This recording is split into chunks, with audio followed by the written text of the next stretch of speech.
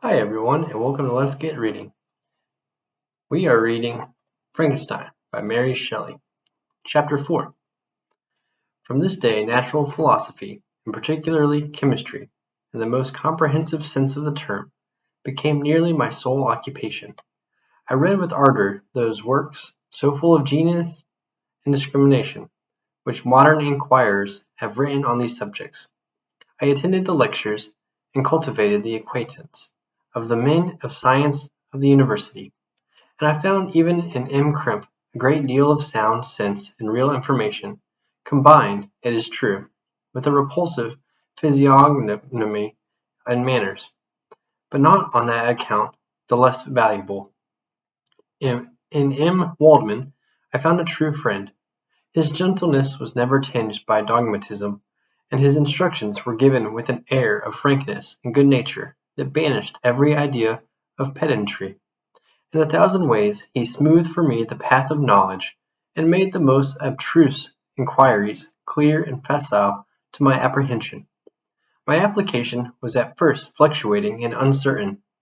It gained strength as I proceeded, and soon became so ardent and eager that the stars often disappeared with the light in the light of morning whilst I was yet engaged in my laboratory. As I applied so closely, it may be easily conceived that my progress was rapid. My ardour was indeed the astonishment of the students, and my proficiency that of the masters. Professor Crimp often asked me, with a sly smile, how Cornelius Agrippa went on, whilst M. Waldman expressed the most heartfelt exultation in my progress. 2 years passed in the manner, during which I paid no visit to Geneva, but was engaged, heart and soul, in the pursuit of some discoveries, which I hoped to make. None but those who have experienced them can conceive of the enticements of science. In other studies you go as far as others have gone before you, and there is nothing more to know. But in a scientific pursuit there is continual food for discovery and wonder. A mind of moderate capacity, which closely pursues one study, must infallibly arrive at great proficiency in that study. And I, who continually sought the attainment of one object of pursuit, and was solely wrapped up in this, improved so rapidly that, at the end of 2 years, I made some discoveries in the improvement of some chemical instruments which procured me great esteem and admiration at the university. When I had arrived at this point, and had become as well acquainted with the theory and practice of natural philosophy as depended on the lessons of any of the professors at Ingolstadt, my residence there being no longer conducive to my improvement, I thought of returning to my friends in my native town, when an incident happened that protracted my stay. One of the phenomena which had peculiarly attracted my attention was the structure of the human frame, and indeed any animal endued with life, whence I often asked myself, did the principle of life proceed? It was a bold question, and one which has ever been considered as a mystery.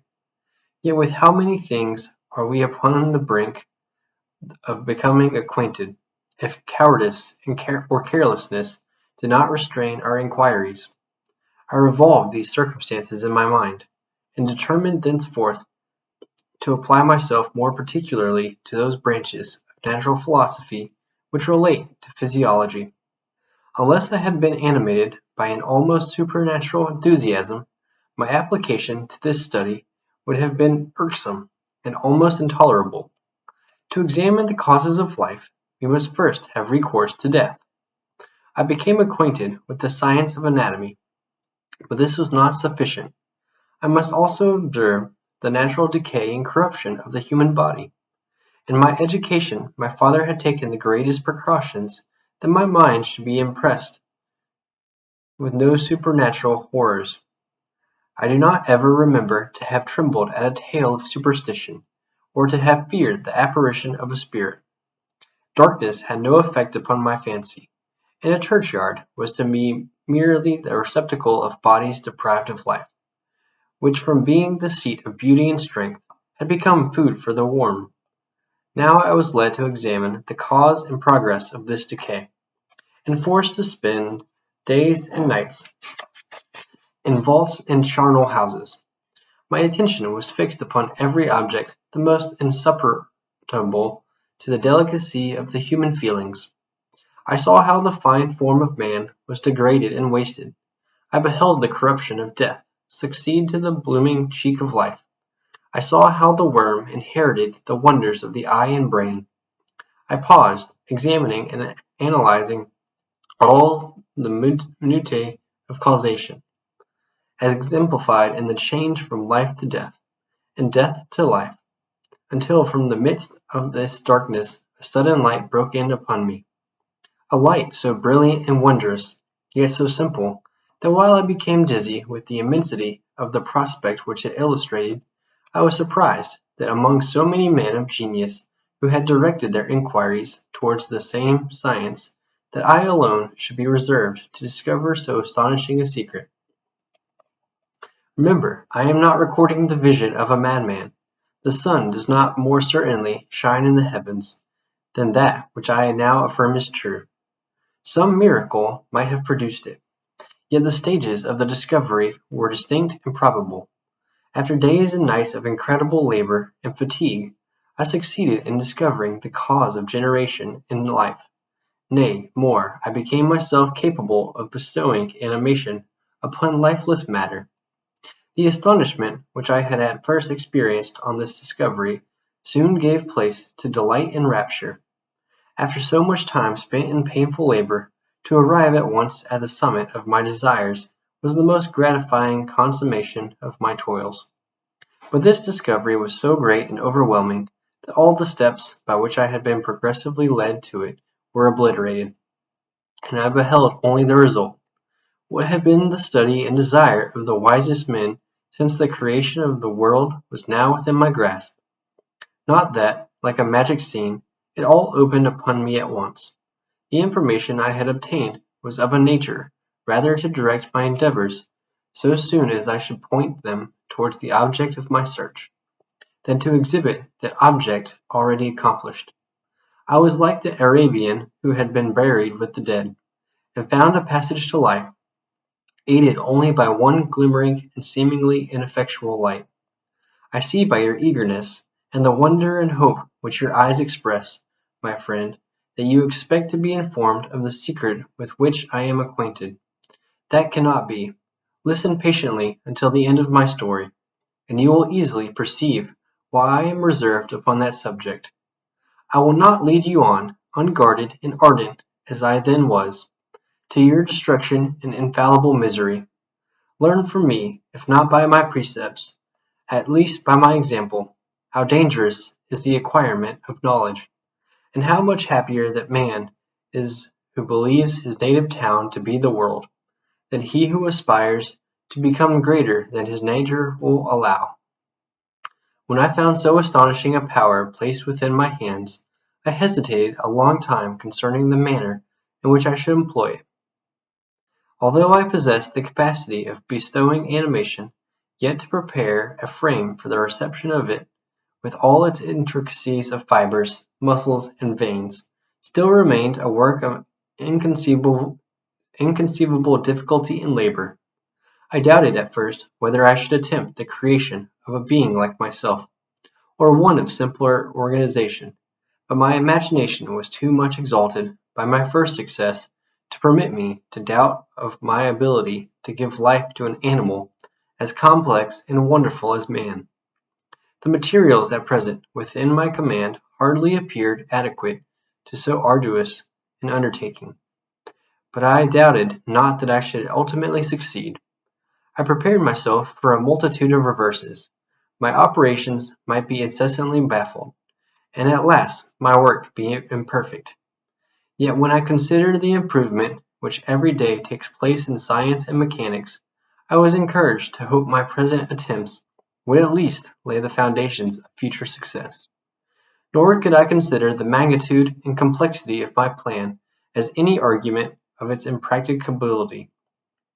It was with these feelings that I began the creation of a human being. As the minuteness of the parts formed a great hindrance to my speed, I resolved contrary to my first intention, to make the being of a gigantic stature, that is to say, about 8 feet in height, and proportionately large. After having formed this determination, and having spent some months in successfully collecting and arranging my materials, I began. No one can conceive the variety of feelings which bore me onwards, like a hurricane, in the first enthusiasm of success. Life and death appeared to me ideal bounds, which I should first break through, and pour a torrent of light into our dark world. A new species would bless me as its creator and source. Many happy and excellent natures would owe their being to me.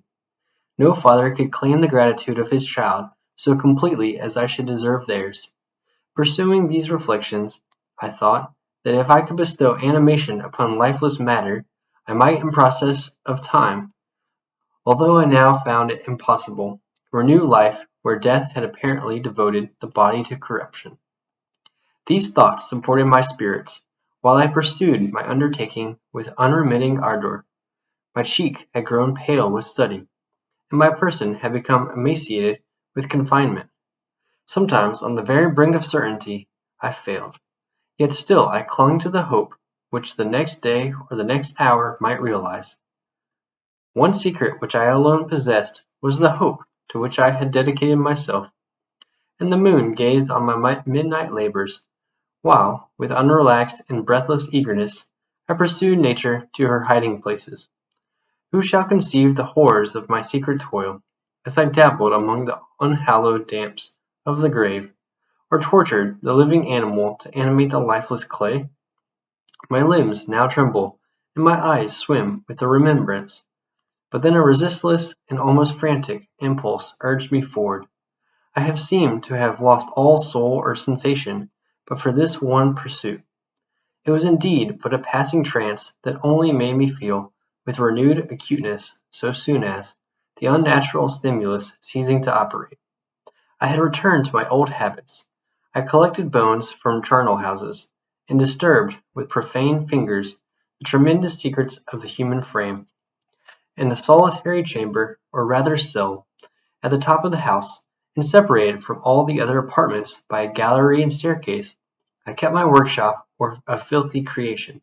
My eyeballs were starting from their sockets and attending to the details of my employment. The dissecting room and the slaughter-house furnished many of my materials, and often did my human nature turn with loathing from my occupation, whilst, still urged on by an eagerness which perpetually increased, I brought my work near to a conclusion. The summer months passed while I was thus engaged, heart and soul, in one pursuit. It was a most beautiful season. Never did the fields bestow a more plentiful harvest, or the vines yield a more luxuriant vintage. But my eyes were insensible to the charms of nature, and the same feelings which made me neglect the scenes around me caused me also to forget those friends who were so many miles absent, and whom I had not seen for so long a time. I knew my silence disquieted them, and I well remembered the words of my father. I know that while you are pleased with yourself, you will think of us with affection, and we shall hear regularly from you.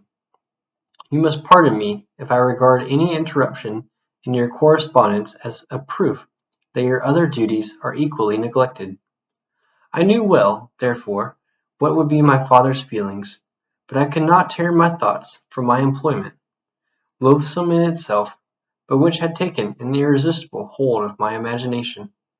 I wished, as it were, to procrastinate all that related to my feelings of affection until the great object, which swallowed up every habit of my nature, should be completed.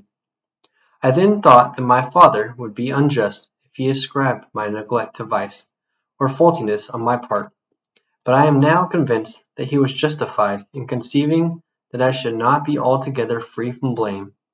A human being in perfection ought always to preserve a calm and peaceful mind, and never to allow passion or a transitory desire to disturb his tranquillity. I do not think that the pursuit of knowledge is an exception to this rule. If the study to which you apply yourself has a tendency to weaken your affections, and to destroy your taste for those simple pleasures in which no alloy can possibly mix, then that study is certainly unlawful, that is to say, not befitting the human mind. If this rule were always observed, if no man allowed any pursuit whatsoever to interfere with the tranquillity of his domestic affections, Greece had not been enslaved, Caesar would have spared his country, America would have been discovered more gradually, and the empires of Mexico and Peru had not been destroyed. But I forget that I am moralizing in the most interesting part of my tale, and your looks remind me to proceed. My father made no reproach in his letters, and only took notice of my silence by inquiring into my occupations more particularly than before. Winter, spring, and summer passed away during my labors, but I did not watch the blossom, or the expanding leaves, sights which before always yielded me supreme delight. So deeply was I engrossed in my occupation. The leaves of that year had withered before my work drew near to a close, and now every day showed me more plainly how well I had succeeded. But my enthusiasm was checked by my anxiety, and I appeared rather like one doomed by slavery to toil in the mines, or any other unwholesome trade, than an artist occupied by his favourite employment. Every night I was oppressed by a slow fever, and I became nervous to a most painful degree. The fall of a leaf startled me, and I shunned my fellow creatures as if I had been guilty of a crime. Sometimes I grew alarmed at the wreck I perceived that I had become. The energy of my purpose alone sustained me. My labours would soon end, and I believed that exercise and amusement would then drive away the incipient disease, and I promised myself both of these when my creation should be complete. And that's the end of chapter 4. Next time we'll be reading chapter 5.